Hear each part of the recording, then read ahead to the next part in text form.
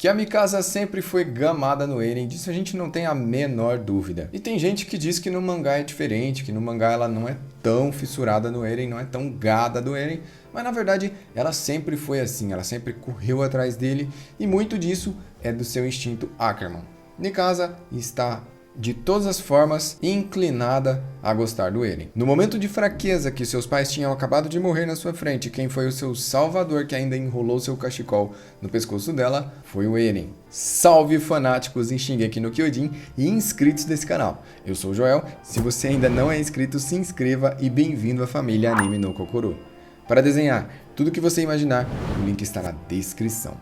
Se você rever todos os episódios de Shingeki no Kyojin com esses olhos, apenas para observar a relação Eren e Mikasa, você vai ver claramente que o Eren nunca gostou dela de forma sentimental. Ele pode se importar com ela como uma amiga ou como família, mas o Eren nunca viu ela como uma forma romântica, uma forma de paixão, nem nada assim. Isso foi coisa que os fãs criaram, desenvolveram na mente deles, e isso criou raízes e criou frutos, e eles estão esperando que isso realmente aconteça. O amor de Mikasa é platônico e será até o fim, como já foi no mangá. O Eren não consegue ver ela com outros olhos, apesar de que Mikasa é, sem dúvidas, uma das personagens mais bonitas. Pelo menos o Jean deixou isso bem claro pra gente, que ele ficou completamente apaixonado a primeira vez que ele viu a Mikasa. E o Eren não tá nem aí pra ela. Eles foram criados juntos, o Eren realmente considera ela como uma irmãzinha, porque eles foram ali, viveram na mesma casa, compartilharam as mesmas coisas. Então certamente o Eren não consegue ver ela como mais nada a não ser uma irmã. Inclusive parece que Eren tem muito mais sentimentos por Historia do que simplesmente por Mikasa. Isso porque todas as vezes que eles ficaram juntos, eles trocaram algumas ideias quase que filosóficas. O próprio Eren disse que gostava muito do jeito dela,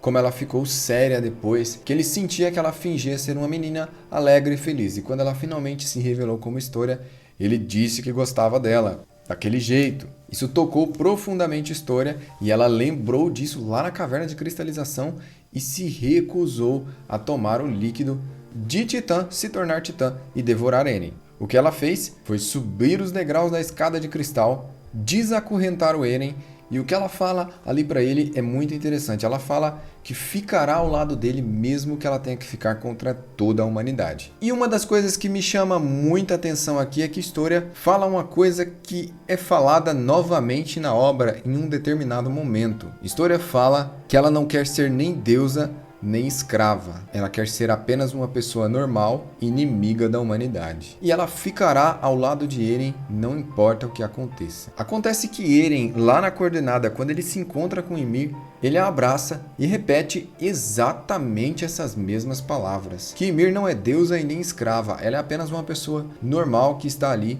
que precisa fornecer todo o poder dela para ele, para que eles juntos se tornem inimigos da humanidade, deixando assim, no mundo vivos, apenas o povo da Ilha Parades. Se a gente parar para pensar nisso, a Ymir realmente se parece com a Historia. As duas têm sangue real. E eu até fiz um vídeo teorizando que esse filho seria do Eren, mas agora eu vou levantar uma nova possibilidade aqui para a gente conseguir analisar isso muito bem. Vamos supor, hipoteticamente, que a Ymir, a primeira titã, a deusa dos titãs, a fundadora conhecida por toda a história, é filha da Historia. Historia gostava muito da Ymir morena, aquela Eldiana que era o titã Mandíbula.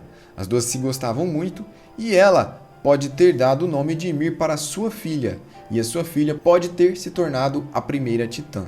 Assim, nós entramos em um loop temporal infinito onde a filha de Historia vai cair em uma árvore, e vai cair num lago e vai receber o titã fundador, que provavelmente é onde está o cadáver do Eren. Seguindo essa lógica, o próprio Eren vai se petrificar em formato de árvore assim que morrer, e a sua forma final é o verdadeiro parasita cheio de tentáculos. Aquele titã fundador, aquela primeira criatura, a fonte, a origem de toda a vida, seria o Eren, e ele teria se ligado a Ymir no início dos tempos. A Ymir que é filha de Historia. Se ela for filha de Historia realmente, quando Eren fala para Ymir as mesmas palavras que ele falou para a Historia, a filha dela reconhece, porque aquelas palavras foram repetidas de mãe para filha, e ela reconheceu no Eren as palavras da mãe dela, sendo assim esse o motivo da Ymir obedecer o Eren e não obedecer o Zeke. Independente de quem seja o pai da criança, se for o Eren, se for o fazendeiro ou se for outra pessoa,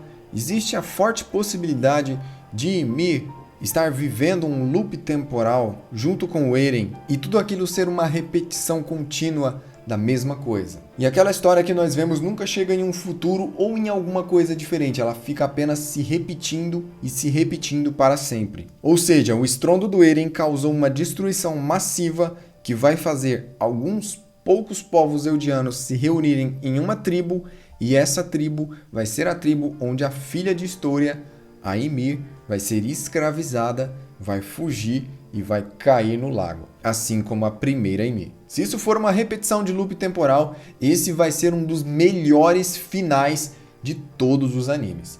Um final digno para uma obra incrível como Shingeki no Kyojin. Nós teríamos o nosso protagonista Eren eternizado numa repetição infinita de acontecimentos catastróficos. E como o próprio escritor disse, o Isayama disse que não vai ter um final feliz, esse não seria um final feliz, mas seria um final muito digno para a série.